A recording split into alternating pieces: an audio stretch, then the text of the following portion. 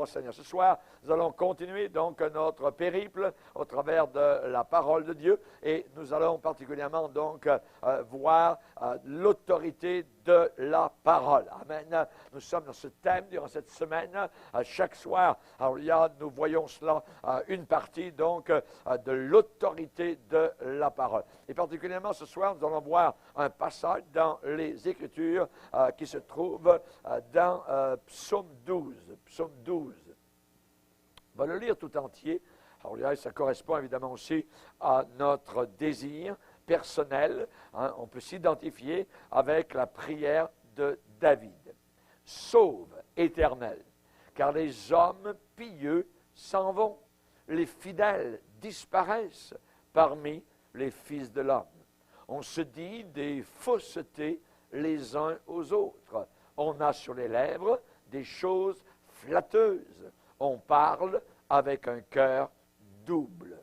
Que l'Éternel extermine toutes les lèvres flatteuses. La langue qui discourt avec arrogance. Ceux qui disent, nous sommes puissants par notre langue. Nous avons nos lèvres avec nous. Qui serait notre maître?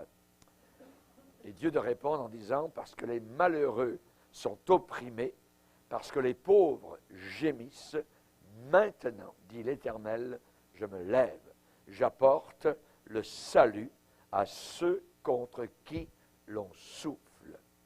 Et regardez bien le verset 7, qui nous intéresse particulièrement. Les paroles de l'Éternel sont des paroles pures.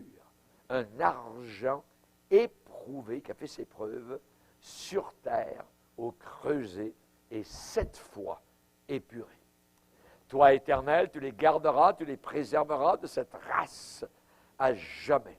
Les méchants se promènent de toutes parts quand la bassesse règne parmi les fils de l'homme. Amen. Seigneur, nous te bénissons pour ta parole, pour ces moments précieux de prière intense où devant toi nous présentons nos requêtes, notre intercession, nos désirs.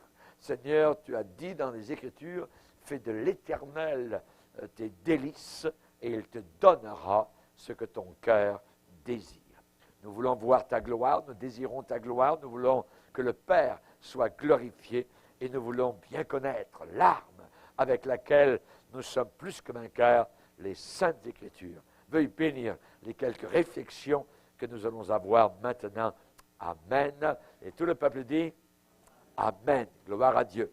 Autorité de la parole. Autorité, en grec, nous l'avons vu, donc exousia. Vous voyez, c'est le mot pour autorité, puissance, le droit, la force. Vous voyez, en gros, je répète, Dieu a toujours le dernier mot. Amen. Par sa parole. C'est Dieu à qui appartient évidemment donc le dernier mot. Et nous voyons à la fin de la Bible, c'est Dieu qui aura le dernier mot sur la planète Terre. Amen. Que Dieu soit glorifié. Et autorité, donc exousia, le mot biblique pour autorité, et parole, logos, logos en grec, donc pour discours, pour enseignement, pour doctrine, dabar en hébreu, c'est évidemment donc l'autorité de la parole. Nous avons vu, nous sommes en train de voir l'élément scripturaire de la parole. On a vu que l'Écriture témoigne d'elle-même, et on voit que le Seigneur parle au travers, principalement au travers donc de sa parole. Évidemment, donc, nous allons voir aujourd'hui particulièrement donc comment la parole de Dieu, je le répète, passe par-dessus toute expérience personnelle vécue. La parole de Dieu, donc, a autorité, est capable de définir, de décrire, de juger, donc, toute expérience personnelle que quelqu'un peut avoir. Cette expérience peut être mystique, elle peut être vraie, elle peut être fausse. On sait qu'il y a des gens qui font des expériences dans le domaine catholique, dans le domaine Nouvel Âge. Il y a des gens qui pleurent, qui frémissent, qui ressentent, même parmi les païens. Voyez, donc ce n'est pas quelque chose qui appartient uniquement à l'Église chrétienne. Et on voit que ce qui est notre critère, nous comme chrétiens, c'est la parole. Il faut que nous puissions vérifier toute expérience personnelle ou de groupe au travers des Saintes Écritures. Et ce que le peuple de Dieu a besoin aujourd'hui, plus peut-être que n'importe quoi d'autre, c'est de discernement. Nous avons besoin de prier le Seigneur qui nous accorde le discernement des esprits. Pas des esprits diaboliques particulièrement, des esprits humains. Qu'est-ce qu'il y a à l'intérieur du coco de cette personne qui est en face de moi, qui me parle de Dieu avec une Bible à la main, d'éprouver l'esprit de cette personne-là. Voyez, discernement des esprits. Est-ce que ça vient de Dieu? Est-ce que ça vient de l'homme? Est-ce que ça vient du diable? Voyez, on a besoin absolument aujourd'hui de cet élément. Donc, nous savons par exemple que Jésus, un jour, a eu une rencontre, plusieurs, mais il a eu une rencontre particulière avec l'apôtre Pierre. L'apôtre Pierre, donc, on sait que Jésus lui a dit qu'il allait bientôt être trahi. Et donc, Pierre a dit, à Dieu ne plaise, cela ne t'arrivera pas, ainsi de suite. Et donc, Jésus a répondu en disant particulièrement, Pierre, penses-tu que je ne puisse pas invoquer mon Père qui me donnerait à l'instant même plus de 12 légions d'anges? Voyez? Donc, pourquoi? Pour évidemment le délivrer des hommes. Jésus aurait pu invoquer le Père qui, à l'instant, lui aurait accordé donc 12 légions d'anges. Ça veut dire, vous savez combien de 12 légions d'anges? 72 000 anges. 72 000 anges, tout d'un coup, qui viennent encadrer, entourer, protéger le Seigneur Jésus. Le Père aurait pu faire cela. Voyez, selon les chiffres de l'armée romaine, une légion d'hommes, de soldats romains, c'est 6 000 hommes. 6 000 hommes. Donc 12 fois 6 000, 72 000 anges. Quand on sait qu'un seul ange, un, dans l'Ancien Testament, a fait périr, a abattu 185 000 hommes. Un seul ange de Dieu a abattu 185 000 hommes dans l'armée d'un roi moqueur qui se moquait du Dieu, donc du roi d'Israël, le roi, donc ce roi babylonien qui s'appelait Sankérib, qui s'est moqué. Quand les Israélites sont levés le matin, il y avait 185 000 morts après leur moquerie, donc du Dieu d'Israël. Un seul ange, la Bible dit que c'est un ange de Dieu qui a fait cela, donc durant la nuit. 72 000, rendez-vous compte? 72 000 avec la même puissance que cet ange-là, raison pour laquelle dans le psaume 103, il est déclaré que les anges sont puissants. Ils sont puissants. Ils ont une force inimaginable. Imaginez ce qu'aurait pu faire 72 000 anges. Voyez? Mais Jésus a ajouté à l'apôtre Pierre, Pierre, comment donc s'accompliraient les Écritures d'après lesquelles il doit en être ainsi?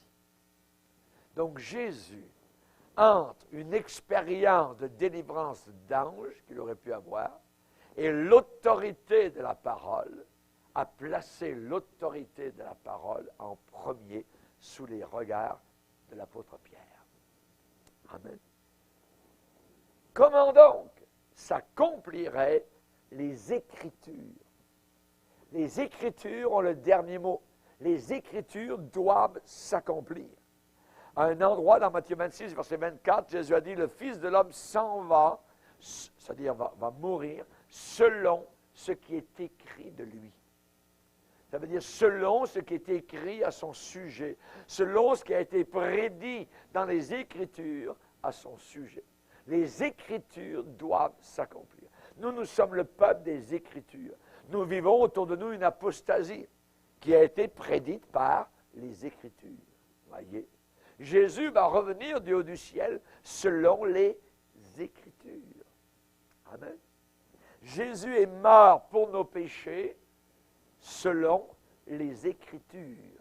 1 Corinthiens chapitre 15, versets 3 à 4. Paul va rappeler aux chrétiens de Corinthe que Christ est mort pour nos péchés selon les Écritures. Il va ajouter, Jésus a été enseveli et il est ressuscité le 3e jour selon les Écritures. Les Écritures. C'est les Écritures qui ont le dernier mot. Les événements qui sont arrivés à Jésus étaient selon les Écritures. Alléluia. Et même Jésus, donc dans son expérience personnelle, a toujours, absolument, a été toujours soumis à l'autorité de la parole de Dieu. Tout le temps. Jésus a été soumis à l'autorité de la parole de Dieu. Quand Jésus a dit simplement 2 mots en français du haut de la croix, « J'ai soif », c'était l'accomplissement de l'Écriture qui avait été prédit dans le psaume 22 par David 700 ans auparavant. Jésus a accompli toutes les Écritures. Et quand Jésus est mort sur la croix, la journée où Christ est mort sur la croix, il y a eu un accomplissement, c'est-à-dire un déferlement d'accomplissement de dizaines de prophéties qui avaient été prédites à son sujet. Cette journée-là, particulièrement, selon les Écritures. Le retour de Christ va s'accomplir selon les Écritures. Dans Thessaloniciens chapitre 4, 1 Thessaloniciens 4, 15, voici ce que nous vous déclarons d'après la parole du Seigneur. Les morts vont ressusciter, nous les vivants, en un instant, en un clin d'œil, nous partons selon les Écritures. L'Écriture va s'accomplir. Amen. Hallelujah. Nous ne serons pas airborne, portés par les airs, nous serons portés par la parole. C'est la parole de Dieu qui va se réaliser. Alléluia. Merci Seigneur. Et rappelons-nous, pour montrer un état de choses, pour montrer l'autorité de la parole, un homme en enfer quémande que quelqu'un aille sur la terre pour dire à ses 5 frères qu'ils se repentent, qu'ils ne viennent même pas dans ce lieu. Il a été répondu à ce damné de l'enfer. Ils ont sur la terre les Écritures. S'ils ne croient pas aux Écritures, même si un mort ressuscitait, ils ne se laisseraient pas persuader. Si quelqu'un ne se soumet pas à la parole de Dieu, vous pouvez avoir tous les miracles que vous voulez.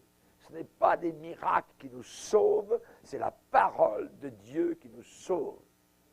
Nous disons Amen aux miracles lorsqu'ils viennent du Seigneur, lorsqu'il y a des malades guéris, lorsqu'il y a des choses merveilleuses qui se passent par la puissance de Jésus, mais ce n'est pas le miracle qui nous sauve. Ce qui nous sauve, c'est les Écritures. C'est le message de la parole de Dieu. Regardez l'apôtre Paul, l'exemple de Paul.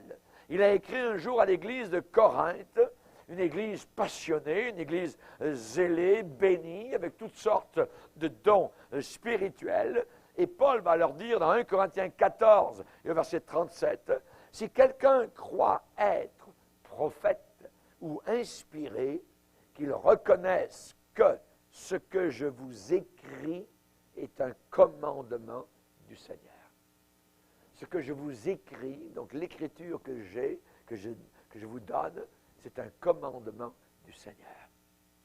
Il met ses écrits à la même hauteur qu'un commandement de Dieu, qu'une parole du Seigneur.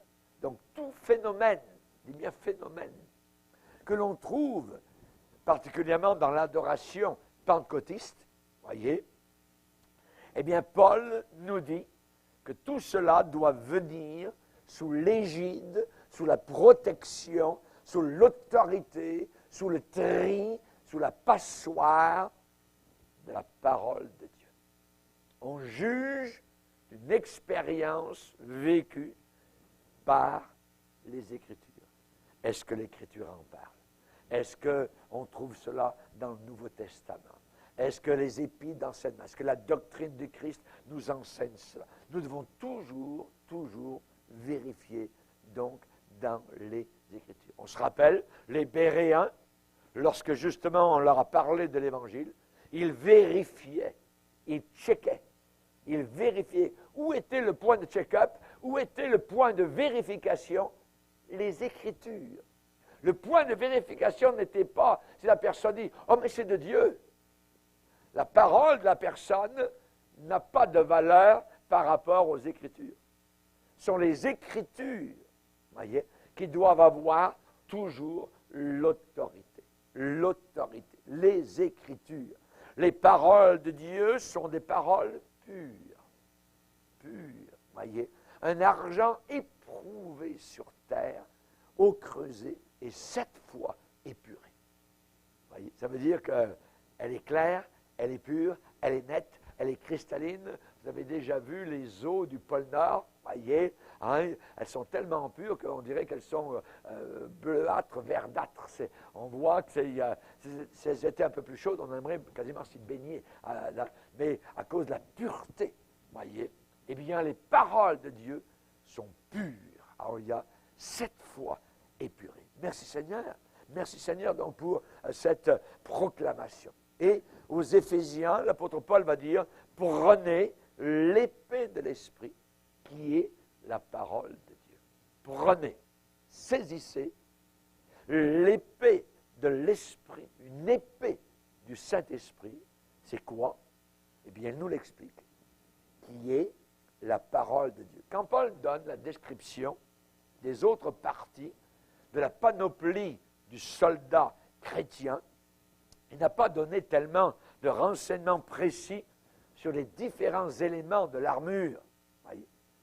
Mais c'est seulement lorsqu'il parle de l'épée de l'Esprit, du Saint-Esprit, qu'il nous a dit de façon explicite ce que signifiait la comparaison, la métaphore. Prenez l'épée de l'Esprit, une comparaison, qui est, il explique, qui est la parole de Dieu. Qui est la parole de Dieu. En d'autres mots, Paul voulait que les Éphésiens sachent bien que l'épée de l'Esprit passe par-dessus toute expérience personnelle. Paul est en train de leur dire, prenez la parole de Dieu pour vaincre. Prenez l'épée. Une épée, c'est pour vaincre un ennemi. Vous vous battez avec une épée. Voyez, il n'a pas dit prenez votre oreiller. Hein?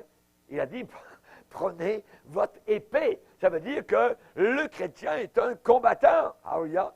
Aujourd'hui, il y a des gens qui veulent prendre leur oreiller, ils sont en train de dormir, de ronfler directement à l'intérieur de l'Église chrétienne. Non, non, non, non. Prenez l'épée de l'Esprit qui est la parole de Dieu. Aux Galates, l'apôtre Paul a placé tout enseignement, c'est-à-dire tout contenu doctrinal, que cela vienne d'un ange du ciel ou que cela vienne de lui-même, il a placé tout cela sous l'autorité du message primitif, du message de départ. Si quelqu'un vous annonce un autre évangile que celui qui vous a été annoncé au départ, l'écriture du départ, que cet ange-là, ou cette personne-là, ou ce prédicateur-là, hein, ou ce prophète-là soit maudit, anathème. Pour moi qui le dis, c'est écrit dans Galates, c'est ce que Paul dit. Si quelqu'un vous enseigne un autre évangile, une autre parole, voyez, un autre message, un autre Jésus qui ne correspond pas au Jésus, au message, à l'esprit, donc, du départ qui nous a été enseigné par les apôtres et par Jésus. Amen. Donc, particulièrement, on a aussi le témoignage de Jean. Rappelons-nous sur l'île de Patmos. Les prisonniers à Patmos, au milieu de la mer Égée, et à la fin, donc, de toute la révélation de la Bible, dans le 66e livre de la Bible, dans l'Apocalypse, eh bien, Jean a une révélation qui lui est donnée par un ange sur les événements, donc, de la fin des temps sur la planète Terre.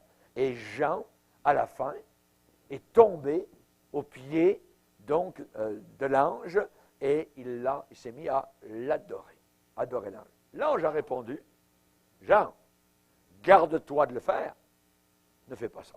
Voyez, je suis ton compagnon de service et celui de tes frères, les prophètes, et de ceux qui gardent les paroles de ce livre. Ceux qui gardent les paroles de ce livre. Nous sommes les gardiens de ce jardin, comme Adam était gardien du jardin d'Éden. Il était là pour le garder et le cultiver. Amen. Nous sommes là aussi, nous, pas pour avoir des nouvelles révélations qui contredisent les Écritures. Nous sommes là pour garder le dépôt, ce qui a été déposé, donc, au départ, hein, le précis, donc, biblique. Nous devons absolument garder les paroles de ce livre. À l'Église de Philadelphie, le Seigneur a dit, tu as peu de puissance, tu n'es pas reconnu, donc politiquement ou socialement dans ta ville ou dans ton pays, mais donc tu gardes ma parole. Et 2 fois, le Seigneur va dire à cette Église qu'elle a gardé la parole, et parce que tu as gardé ma parole, je te garderai aussi à l'heure de la tentation qui s'en vient sur le monde entier. Donc, on voit, garder la parole est très important. Ce qui veut dire que les expériences personnel, impliquant, je dirais, ou comprenant des révélations venant d'anges, puisque c'est un ange qui a révélé à Jean donc tout ce qu'il a vu, voyez, eh bien, toutes ces expériences personnelles doivent absolument venir se placer sous l'autorité des paroles de ce livre, voyez, sous l'autorité des déclarations de la parole de Dieu. Maintenant, il peut y avoir parfois des expériences de groupe, voyez, faites à plusieurs personnes. Aussi, ces expériences doivent elles aussi venir sous l'autorité finale et infaillible de la parole de Dieu. Et ce n'est pas pour rien que les premières paroles qui ont été rapportées après l'ascension de Jésus au ciel ont été, hein, Pierre qui dit à tous les 120 qui étaient réunis environ, hommes frères, il fallait que s'accomplisse ce que le Saint-Esprit, dans l'Écriture, a annoncé d'avance, a prédit d'avance. Il fallait que, donc, s'accomplisse ce que le Saint-Esprit, dans l'Écriture, a annoncé d'avance. Le Saint-Esprit, dans l'Écriture, parle. Le Saint-Esprit, dans l'Écriture, prédit des choses. Amen. Et là, on voit que Pierre a ramené, donc, les choses aux Écritures. Et le jour de la Pentecôte, on se rappelle, voyez, quand ils ont tous été baptisés dans le Saint-Esprit, ont loué le Seigneur, ont glorifié Dieu, sont devenus des flammes vivantes, voyez, eh bien Pierre, pour donner l'explication du parler en langue, les gens regardaient, on dit, ouais, ils ont l'air un peu éméchés, ainsi de suite, et Pierre est obligé de dire, non, c'est 9 heures du matin, donc les tavernes de Jérusalem sont fermées, mais il va les ramener aux Écritures. Il va dire, devant les auditeurs perplexes, devant ces gens qui ont été baptisés dans le Saint-Esprit, Pierre va placer ces événements par rapport à la parole de Dieu. Il va dire, c'est ici ce qui a été dit par le prophète Joël, l'Écriture. Il les ramène toujours aux Écritures. Actes chapitre 2 et verset 16. L'apôtre Paul, quand il a écrit particulièrement aux églises de la Galatie, voyez, la Turquie actuelle, eh bien, il leur a posé une question. Il leur a dit, est-ce par les œuvres de la loi que vous avez reçu le Saint-Esprit? Ou bien par la prédication de la foi? C'est-à-dire la prédication de la parole de Dieu.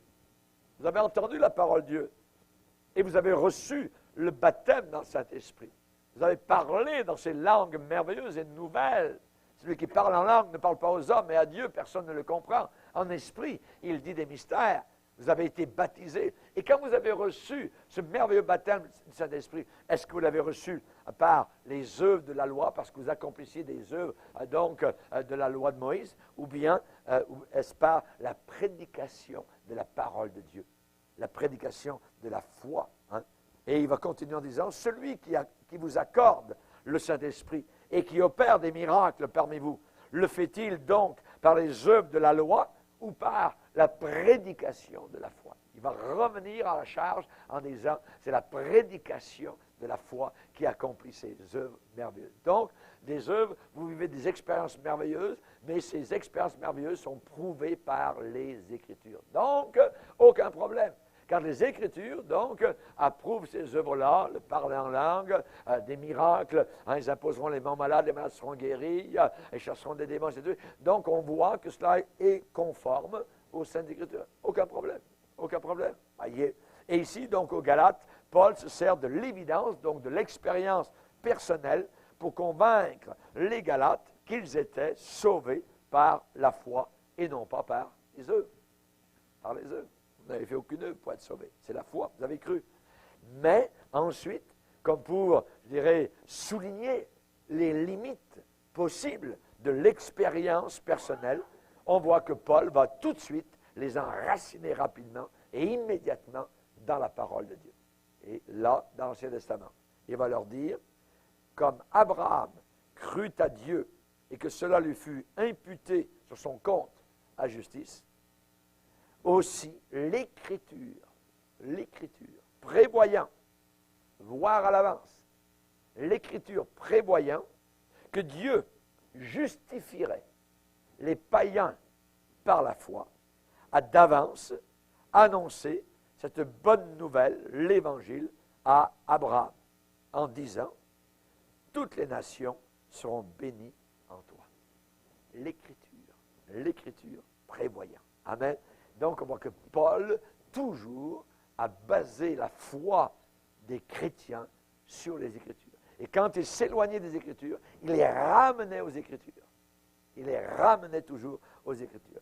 Les expériences du groupe, d'ensemble, des Galates, étaient tout le temps sous le scrutin des Écritures, sous l'autorité des Écritures. Et aujourd'hui encore, dans toutes nos assemblées, je dirais que tout mouvement du Saint-Esprit, tout renouveau doit absolument venir s'assujettir, s'incliner, se soumettre, se ranger, se réglementer sous l'autorité des Saintes Écritures. C'est la parole qui prévoit une œuvre du Saint-Esprit à la fin des temps. Nous sommes à la fin des temps depuis 2000 ans. Et nous sommes donc à la fin de la fin des temps, quasiment. Voyez? Mais le Seigneur a prévu cela. Pourquoi? Parce que dans Acte 2, verset 17, Pierre va dire, dans les derniers jours, dit Dieu, et ça c'était le jour de la Pentecôte, donc Pierre a reconnu qu'il était déjà dans les derniers jours. Dans les derniers jours des dieux, je répandrai mon esprit sur toute chair.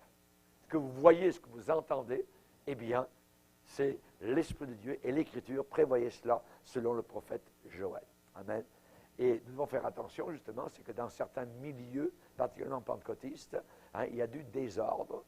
Et nous devons faire attention. Pourquoi? Parce que Dieu n'est pas un Dieu de désordre, mais un Dieu d'ordre et de paix. Donc, tout doit s'accomplir avec ordre et bienséance.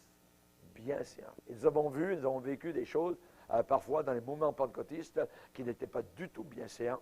Voyez, qui était une rigolade, une moquerie à la face donc de Dieu. Et on n'aurait jamais voulu inviter nos parents non sauvés dans des réunions semblables où se passaient des folies, des gens roulés par terre, criaient, des chants de coq, de n'importe quoi, et tout cela sous, je dirais, le manteau du Saint-Esprit. Jamais de la vie. Jamais. Nous ne croyons pas cela, parce que Dieu n'est pas un Dieu de désordre. Il peut y avoir de la vie, voyez, il peut y avoir de la joie, il peut y avoir une certaine exaltation, mais pas de désordre. Pas de désordre. Voyez, Dieu est un Dieu d'ordre et de paix. Et ce sont les Écritures qui prédisent une œuvre puissante du Saint-Esprit dans le cœur de tout croyant qui vient à Jésus. Voyez, Jésus a déclaré, si quelqu'un a soif, qu'il vienne à moi, des fleuves d'eau vive couleront de son sein. Celui qui croit en moi, donc des fleuves d'eau vive couleront de son intérieur. Et il parlait de quoi? Il parlait de l'œuvre du Saint-Esprit. Amen. Donc que l'on remarque, que l'on regarde ce verset d'une manière ou d'une autre, soit sous l'angle d'une promesse à s'accomplir, ou soit sous l'angle d'une condition à remplir, le résultat est le même. Des fleuves d'eau vive doivent couler. Amen. Des fleuves d'eau vive doivent couler. Un peu ce que Jésus a dit à la Samaritaine, voyez, donc, qui jailliront jusque, des fleuves qui jailliront jusque dans la vie éternelle. Alléluia, gloire au Seigneur.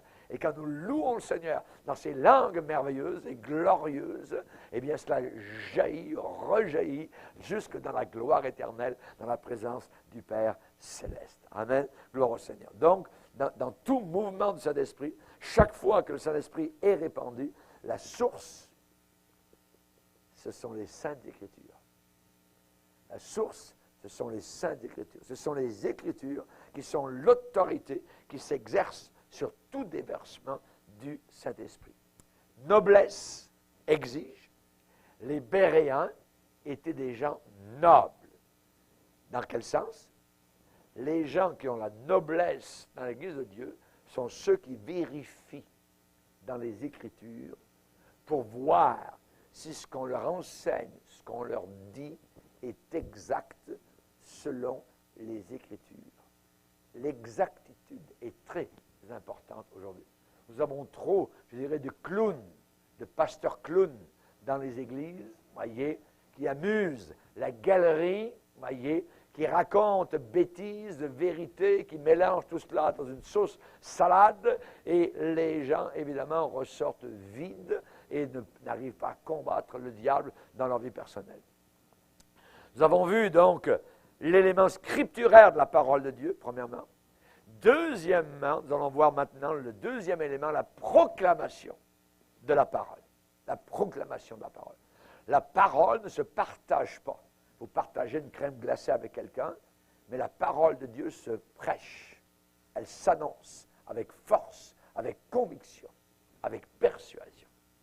Proclamation de la parole de Dieu. Quand le Seigneur parle des faux prophètes, regardez ce qu'il en dit dans Jérémie chapitre 23. Jérémie 23, il va le dire au verset 20.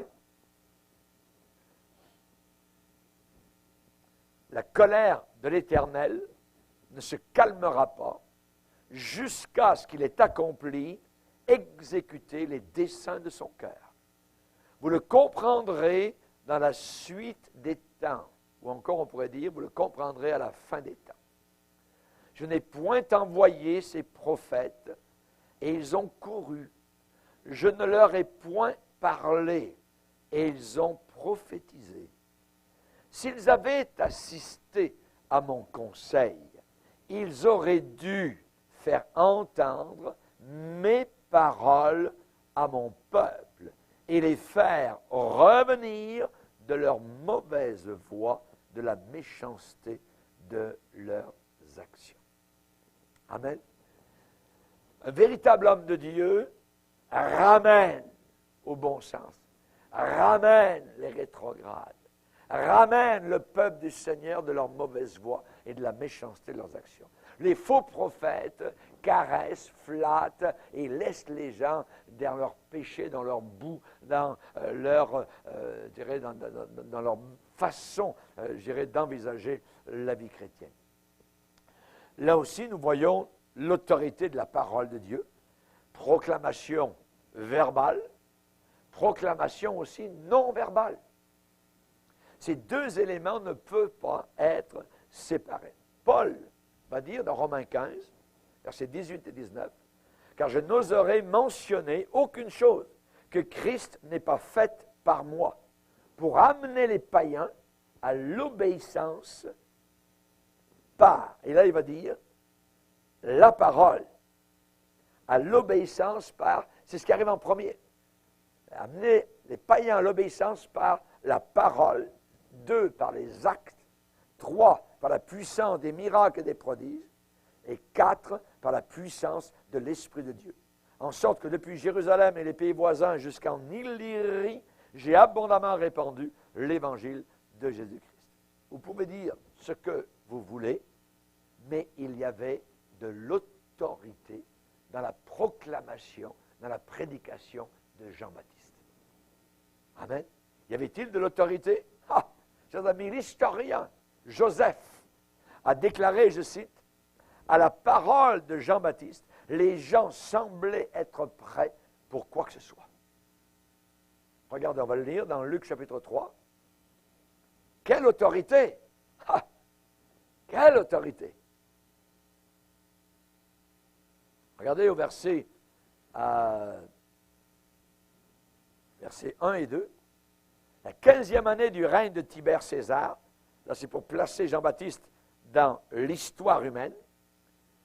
La 15e année du règne de Tibère César, lorsque Ponce Pilate était gouverneur de la Judée, Hérode était tétrarque de la Galilée, son frère Philippe tétrarque de l'Ithurée et du territoire de la Traconite, Lysanias était tétrarque de l'Abilène et du temps, à l'époque, des souverains sacrificateurs à Jérusalem, Anne et Caïphe, qu'est-ce qui s'est passé? Regardez bien. La parole de Dieu fut adressée à Jean, fils de Zacharie, dans le désert. Pendant que tout le monde était religieux, pendant que tout le monde faisait leur rituel à Jérusalem et que Dieu n'était même pas là, Dieu a passé par-dessus toute la dénomination juive de l'époque pour aller parler à un petit homme, un seul homme, dans le désert, Jean le Baptiste. La parole de Dieu fut adressée à Jean, fils de Zacharie, dans le désert. Quand Dieu parle à un seul homme, cet homme ne peut pas rester comme il est. De berger, que Moïse était depuis 40 ans, soudain, il est venu enflammé, est allé devant le Pharaon en Égypte en disant « Laisse sortir mon peuple, dit l'Éternel. » Quelle différence, voyez. Quand Dieu a parlé aux 120 disciples, le jour de la Pentecôte, il les a baptisés dans son esprit. Des gens qui avaient peur, enfermés, barrés derrière des portes, voyez, tremblants. Soudain, ils ouvrent les portes et parlent à la ville de Jérusalem et disent, vous avez tué le Seigneur de gloire. Dieu l'a ressuscité. Mais quelle différence! Dieu leur a parlé. Amen. La parole de Dieu. Et regardez les gens. Regardez ici, là, quand il dit aux gens, Jean-Baptiste, verset 8, « Produisez donc des fruits dignes de la repentance. Ne vous mettez pas à dire à vous-même, nous avons Abraham pour père. » Voyez, quand je vous le déclare, de ces pierres, Dieu peut susciter des enfants à Abraham. Hein? Et la foule l'interrogeait, disant, « Que devons-nous faire? Qu'est-ce qu'il faut faire? » Voyez. Exactement la même réaction que la foule a eue le jour de la Pentecôte devant la prédication de l'apôtre Pierre. Qu'est-ce qu'il faut faire? La conviction, la force de la parole de Dieu au travers de la bouche d'hommes enflammés du Saint-Esprit. Que devons-nous faire? Regardez verset 12. Il va aussi des publicains pour être baptisés. Ils lui dirent, Maître, en parlant à Jean-Baptiste, que devons-nous faire? Ensuite, des soldats lui demandèrent, verset 14, et nous, que devons-nous faire? Voyez, convaincus. Personne ne peut pas dire, évidemment, que Jean-Baptiste n'avait pas une autorité. Il avait l'autorité de la parole. Il prêchait avec conviction. Vous pouvez penser ce que vous voulez, mais il y avait autorité dans la prédication de Jésus. Amen. La proclamation de Jésus. On disait de lui, il enseigne comme ayant autorité, et non pas comme les scribes, les gens religieux, ils n'ont aucune autorité. Mais lui, quand il parle, il remue nos cœurs. C'est comme un bulldozer qui est en train de nous défoncer. C'est comme s'il y avait une charrue, je dirais, comme les tracteurs d'aujourd'hui, avec des roues tellement hautes et avec une douzaine de chocs qui dévalent sur le terrain de notre âme. Mettons tout à nu. Merci Seigneur. Dites ce que vous voulez, ce qui vous plaît, mais il y avait l'autorité dans la prédication de Simon-Pierre. À la Pentecôte, il est dit, ils eurent le cœur touché au vif. Touché au vif, voyez. Que ferons-nous? Hein?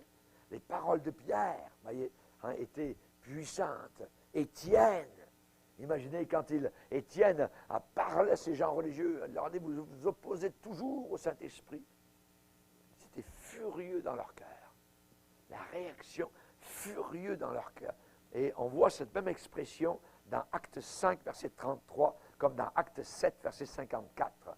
Cette expression furieux, la version anglaise, la version King James dit, ils furent coupés au cœur. They were cut to the heart. Ils furent coupés au vif, au cœur. Et ce mot en grec, c'est diaprionto. Et ça veut dire scier au travers. Ils ont été sciés au travers. Du verbe grec diapro, qui veut dire écarter. Ils furent écartelés. Ils furent sciés. Voyez? Ils furent comme déchirés par une scie. Ils ont été coupés en deux. Ils ont été cassés en deux. C'est être sciés mentalement, affectés profondément, déchirés par contrariété, par tourment. Ils ont été furieux. La réaction, furie. Sciés. Ils ont été coupés au vif, exaspérés. Foudrage. la réaction devant l'autorité de la parole de Dieu quand on lui résiste. Dites ce que vous voulez, mais il y avait de l'autorité dans la prédication de l'apôtre Paul. Quand Paul prêchait, on va dire, est-ce qu'il prêchait un petit évangile d'amour, tout ça? Il a vu un jour un gouverneur avec sa belle concubine à côté, Drusille, voyez. Paul a pris la chance, genre de message qu'il prêchait. Il n'a pas dit simplement Dieu est amour, tout ça, puis il n'y a pas de problème, puis il continue, tout ça, puis on va te baptiser dans l'eau, et ainsi de suite, voyez. L'apôtre Paul a prêché sur la justice. Il a prêché sur la tempérance. Tempérance, ça veut dire le contrôle de soi-même sexuellement, la tempérance. Et Paul a prêché à ce couple-là sur le jugement à venir. Réaction devant la parole de Dieu dans la bouche de Paul. Félix, le gouverneur qui avait l'autorité civile, tremblait comme une feuille d'automne. Effrayé. Effrayé. La réaction effrayait cet homme. Il dit Paul, retourne à ta cellule. On reparlera de notre foi. Effrayé devant la prédication de la parole de Dieu. Aujourd'hui, l'Église ne veut plus effrayer. L'Église n'a plus l'autorité de la parole, disant les choses qui doivent être dites. Elle dit des flatteries. Et nous avons connu cela dans l'Église romaine pendant des siècles. Mais maintenant, à cause de l'écuménisme, cela est entré à l'intérieur de l'Église chrétienne. On a besoin d'être effrayé. On a besoin de craindre Dieu, de faire partie des phoboménaïs, comme on les appelait dans l'Église primitive, c'est-à-dire les craignants Dieu, ceux qui tremblent encore devant la parole du Seigneur. Dans 1 Thessaloniciens, Paul va dire, notre évangile ne vous ayant pas été prêché en parole seulement, mais avec puissance, avec l'Esprit Saint et une pleine persuasion. Persuasion totale. Quand je vous ai prêché à Thessalonique, quand vous avez écouté pour la première fois l'Évangile, vous étiez pleinement convaincu, pleinement persuadé. Ce n'était pas ma parole, c'était la parole de Dieu que je vous ai prêchée. Et vous ne l'avez pas reçue comme étant la parole d'un homme, mais comme ce qu'elle est véritablement, la parole de Dieu. Il a agi dans vos cœurs. Il a agi dans vos cœurs. Et Paul aux Corinthiens va leur rappeler aussi, quand il leur a prêché l'Évangile, il va dire dans 1 Corinthiens 2,4, « Ma parole et ma prédication ne reposaient pas sur les discours persuasifs de la sagesse humaine. » Je n'ai pas essayé de jouer avec les ficelles psychologiques, comme le font les philosophes grecs, et ainsi de suite. Non, non, non, non. Je vous ai prêché la croix. Je vous ai prêché un homme cloué sur la croix qui était Dieu, le Fils.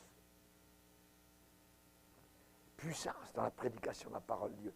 Et pour résumer Paul, eh bien, il disait qu'il n'avait pas à prouver Jésus. Ne cherchez pas à prouver Jésus. Voyez, à dire que Jésus, je vais essayer de vous expliquer que Jésus est le Christ. Non, voyez, simplement, il le proclamait comme tel. Jésus est le Sauveur. Jésus, c'est lui, le maître de l'univers. Voyez, il le prêchait. On pourrait expliquer à des gens toutes sortes de choses. La parole de Dieu n'a pas à s'expliquer. Elle a à se prêcher. Elle a à être prêchée. Elle attend à être prise, à être annoncée avec force, avec joie à ceux qui l'attendent. Soit dans le témoignage, dans la vie de tous les jours, au bureau, dans la rue, dans le magasin ou dans les églises où l'on prêche l'authenticité de la parole de Dieu. Mais elle attend cette parole à être annoncée avec force. C'est ça mon frère, c'est ça ma soeur. Repends-toi de tes péchés. Suis le Seigneur. Dieu est merveilleux. Il veut te sauver, il veut te remplir sur cet esprit. Il t'a pardonné tous tes péchés à la croix du Calvaire. Suis-le jusqu'au bout. Amen. Alléluia. Gloire au Seigneur. On sait qu'un jour, l'apôtre Paul et Barnabas étaient dans une ville de la Turquie actuelle, à Icône, et il est dit dans la Bible qu'ils parlèrent de telle manière, cette manière-là, ils parlaient de telle manière qu'un grand nombre de personnes crurent et furent sauvées. Ils parlèrent de telle manière. Nous sommes le peuple de la parole. Et nous avons besoin de cette manière, cette puissance, cette force. Alléluia. Seigneur, qui nous vient uniquement par la puissance du Saint-Esprit. Jérémie, si tu te rattaches à moi, si tu t'attaches à moi, je te répondrai. Et toi, tu te tiendras devant moi. Si tu sépares ce qui est précieux, qui a du prix, qui a de la valeur, tu sépares ce qui est précieux de ce qui est sale, de ce qui est vil, de ce qui est tordu, de ce qui est méchant, de ce qui est erreur, tu seras comme ma bouche. Oh, rendez-vous compte? Dieu veut communiquer sa parole dans la bouche d'hommes fragiles, d'hommes d'argile, d'hommes cependant remplis du Saint-Esprit. Amen. Si tu te rattaches à moi, je te répondrai. Tu te tiendras devant moi. Si tu sépares ce qui est précieux de ce qui est vil, tu seras comme ma bouche. Vous pouvez dire ce que vous voulez, mais Apollos avait de l'autorité. Il est dit dans la Bible qu'il était un homme éloquent et versé dans les Écritures. Il est dit qu'il réfutait vivement les Juifs en public, démontrant par les Écritures que Jésus est le Christ. Alléluia.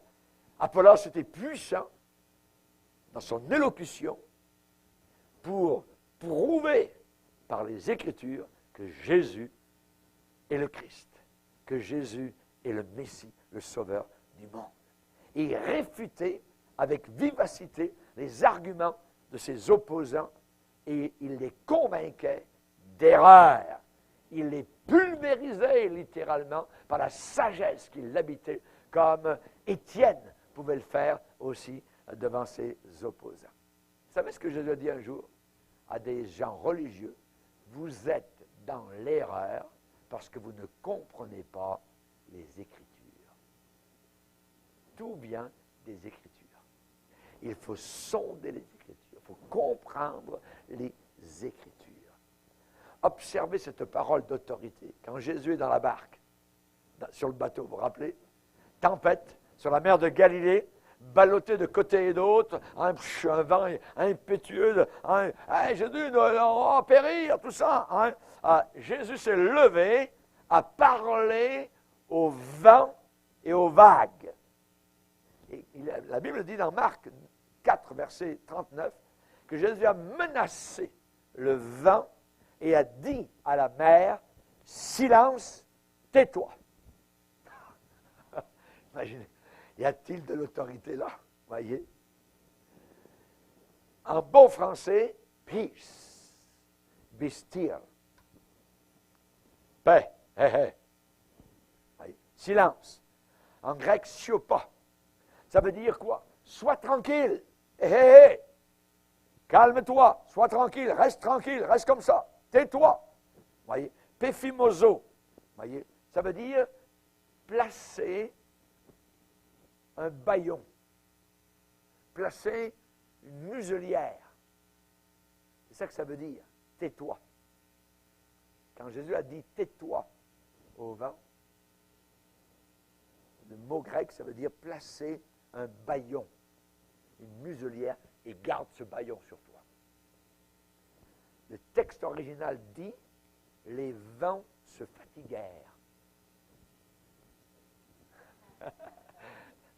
Les vents tombèrent. Un petit clapotis contre la barque. C'est pour Dieu. L'apôtre Pierre est allé devant Jésus et dit, tu es le Fils de Dieu. Tu es le Fils de Dieu. La parole est omnipotente. Elle peut tout. Amen. Par sa parole de commandement, Jésus a apporté un stop, un arrêt au hurlement des vents et des vagues qui s'opposaient. Et le Seigneur, par un commandement de sa parole, il est capable aussi de mettre une muselière face aux vents d'opposition qui sont contre ses enfants. Le Seigneur dit seulement une parole et mon serviteur sera guéri. Seigneur, dis seulement une parole et le vent va se taire, le vent va se calmer. Peut-être que nous devrions prier, Seigneur, dis seulement une parole. Dis seulement une parole. Amen. Parle, Seigneur. Parle, Seigneur. Apporte la parole de délivrance, la parole de salut.